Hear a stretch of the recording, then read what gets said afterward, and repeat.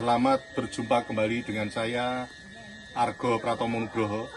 Kali ini saya lagi ketemu pengamat agraria Bapak Insinyur Seilus Siput Lokasari. Kali ini saya akan bertanya pada Pak Siput menanggapi seorang profesor yang mengatakan bahwa dalam Undang-Undang Pokok Agraria Diktum 2 ayat 2 itu katanya mengatakan bahwa Sultan Ground itu bisa turun-temurun. Bagaimana Pak Siput? Selamat berjumpa Pak Siput. Selamat sore, selamat berjumpa Mas Argo, teman-teman. Ya Pak Siput, ini seperti saya ungkapkan tadi, saya ingin bertanya kepada Siput, Pak Siput sebagai pengamat agraria. Sebetulnya seperti apa Pak yang terjadi di Undang-Undang Pokok Agraria itu yang menyangkut Diktum 2 ayat 2 yang katanya bisa turun-temurun gitu? Gini Pak Argo, Ya. itu profesor mana itu yang ngomong begitu sama Pak Argo itu? Ya itu masih off the record karena kan saya masih omong-omong di luar itu.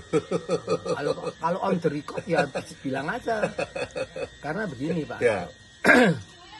apa yang disampaikan oleh beliau, profesor, Ya. bahwa Diktum 2 itu mengatakan Sultan Ground, mengcover soal Sultan Ground dan turun-temurun. Ya.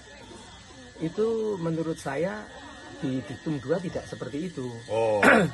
Jadi Diktum 2 UUPA Ya. itu mengatur tentang konversi. Jadi artinya konversi mengenai hak-hak pribadi, hak-hak privat, atau bisa juga pribadi, bisa juga perusahaan yang dulunya pada zaman Belanda itu sudah mempunyai hak.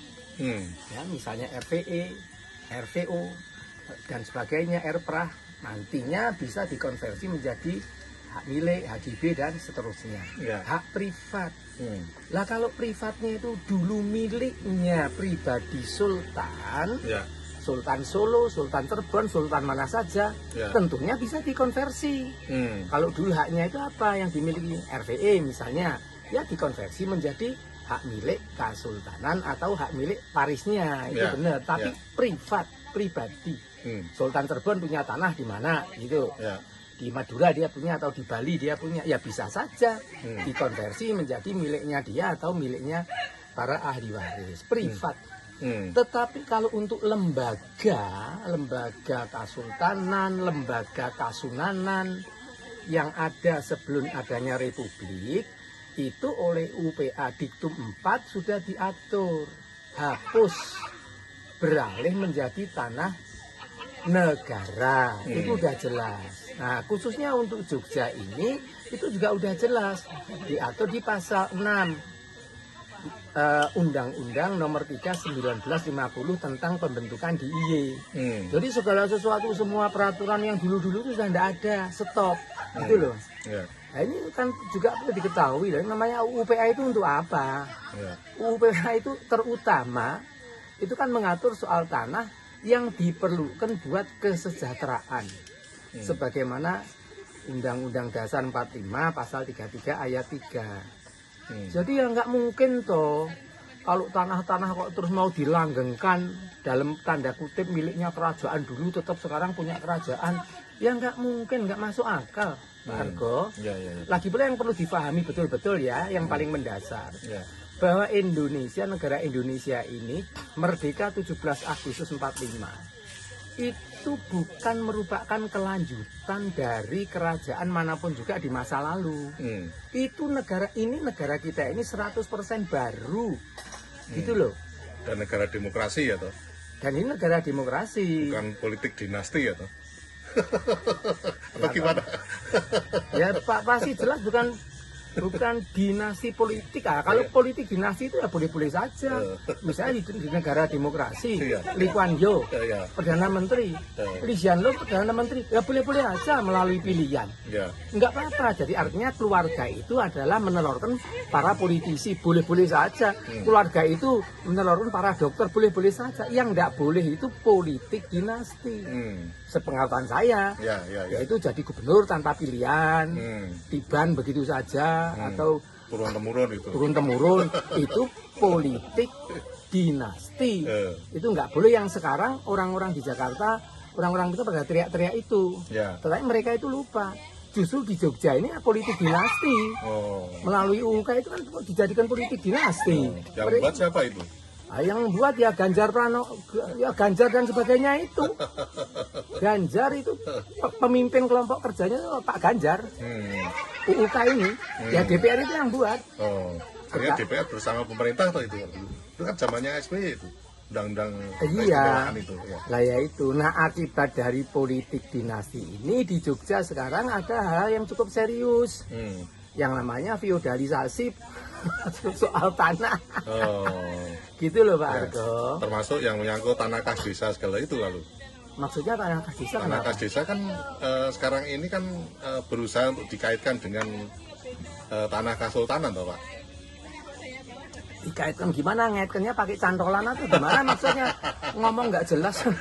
Iya. Dikaitkan tuh gimana maksudnya? Justru itu saya bertanya sama Pak Siput, kan sekarang ini perkembangannya kan tanah kas desa itu mau diklaim sebagai tanah kasultanan atau seperti apa ya? Lo bukan diklaim tanah kas desa itu oleh BPN. BPN itu ya zamannya yang sekarang ini loh ya. Itu oknum ya.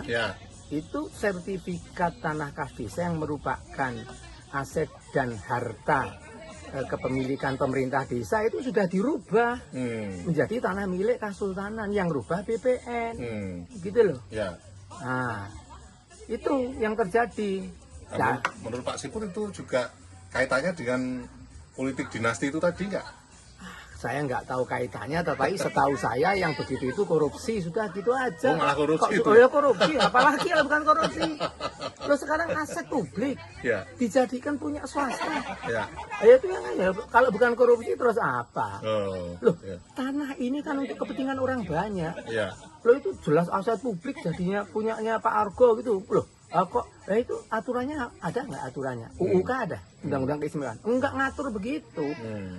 Justru undang-undang keistimewaan di pasal 4 itu sudah jelas tidak boleh melakukan kembali ke nilai-nilai feodal dan praktek feodal. Lah kalau feodalisasi pertanahan itu apa?